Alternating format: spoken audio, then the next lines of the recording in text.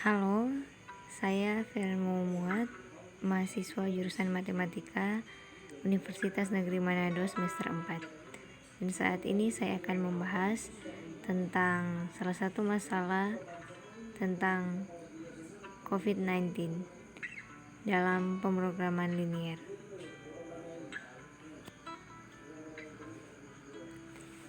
Masalahnya adalah perusahaan EXO memiliki 9 pekerja. Mereka akan mengantarkan bantuan ke desa-desa yang terdampak COVID-19, yaitu sembako dan masker yang harus diantar secara terpisah.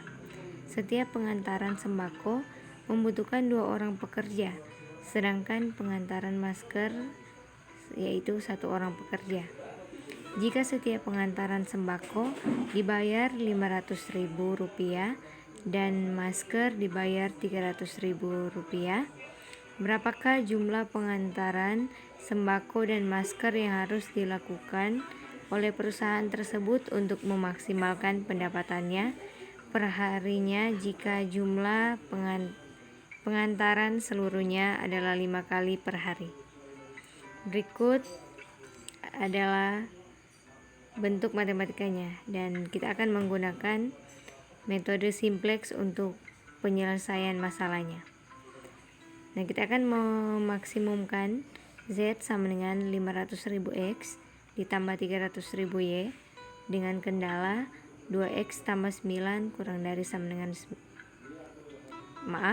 2X tambah Y kurang dari sama dengan 9, X tambah Y kurang dari sama dengan 5, X dan Y lebih besar sama dengan 0.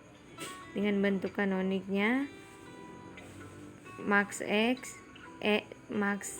sama dengan 500.000 X ditambah 300.000 Y ditambah 0 ditambah 0. 2X tambah Y tambah S1 sama dengan 9, X tambah Y tambah S2 sama dengan 5, X, Y, S1, S2 lebih besar sama dengan 0. Sehingga kita mendapat Z kurang 500.000 X kurang 300.000 Y ditambah 0 S1 tambah 0 S2 sama dengan 0. Nah, kita bawa dalam bentuk tabel sehingga didapat tabel yang pertama. Nah, kita akan menentukan variabel mana yang akan masuk basis. Kita lihat bahwa di baris Z,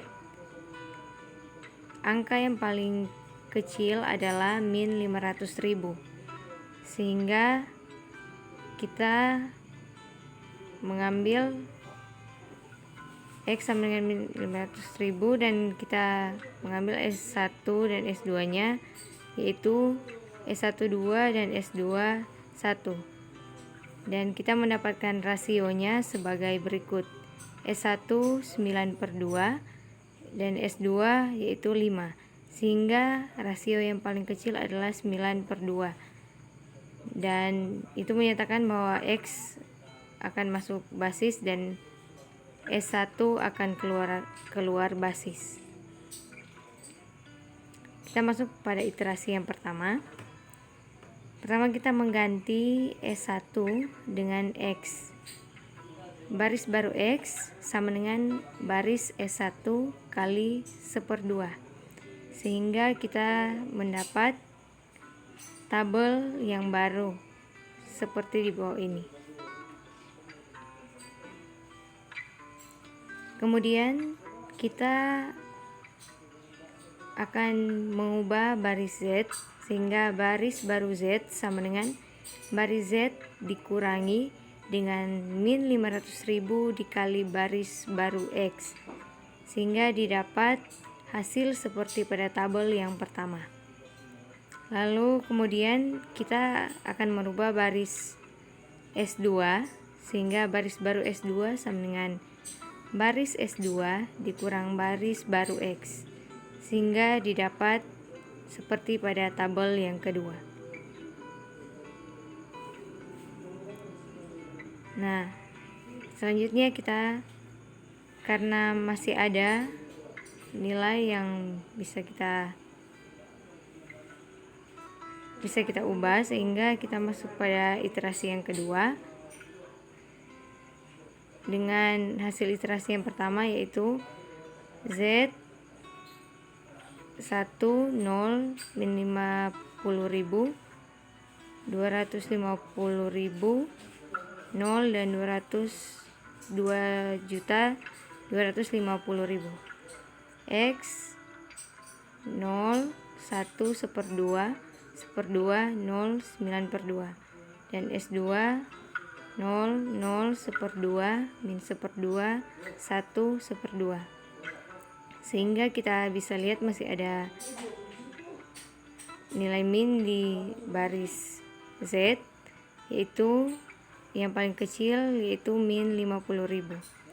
Sehingga kita mendapat rasionya untuk S1 yaitu 9 dan S2 yaitu 1, sehingga 1 adalah rasio yang paling minimum, sehingga Y masuk basis dan S2 keluar basis. Nah, selanjutnya kita akan mengganti S2 pada kolom basis dengan Y. Baris baru Y sama dengan baris S2 kali 2, sehingga didapat tabel yang pertama ini.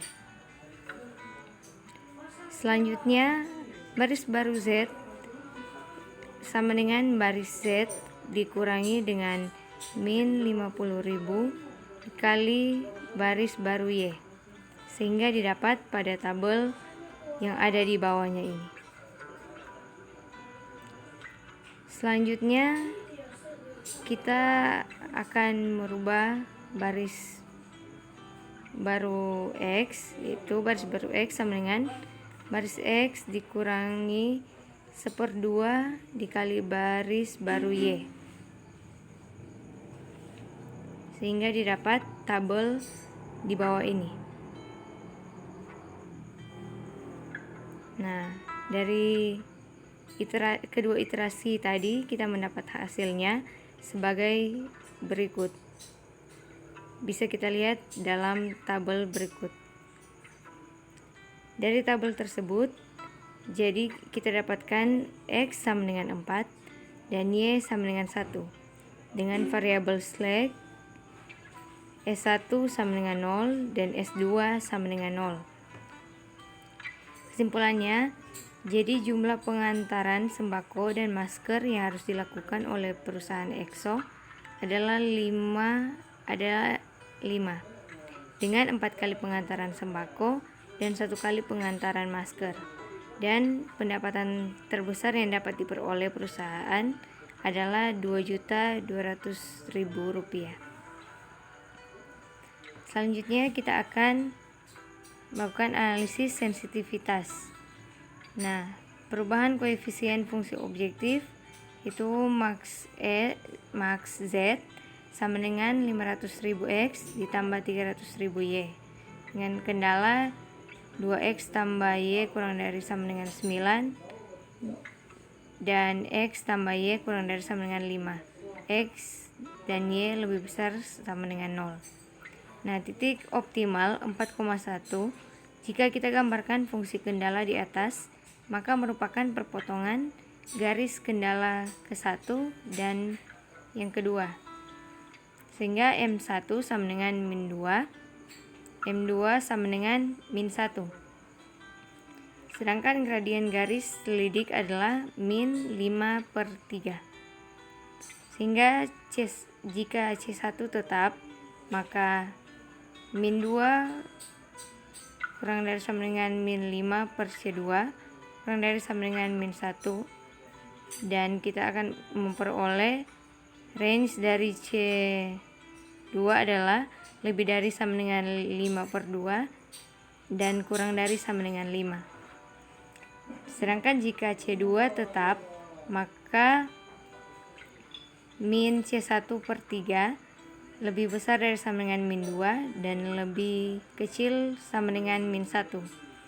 sehingga kita akan memperoleh range dari C1, yaitu C1 lebih besar sama dengan 3 dan lebih kecil dari sama dengan 6. Sekian video dari saya. Diucapkan terima kasih.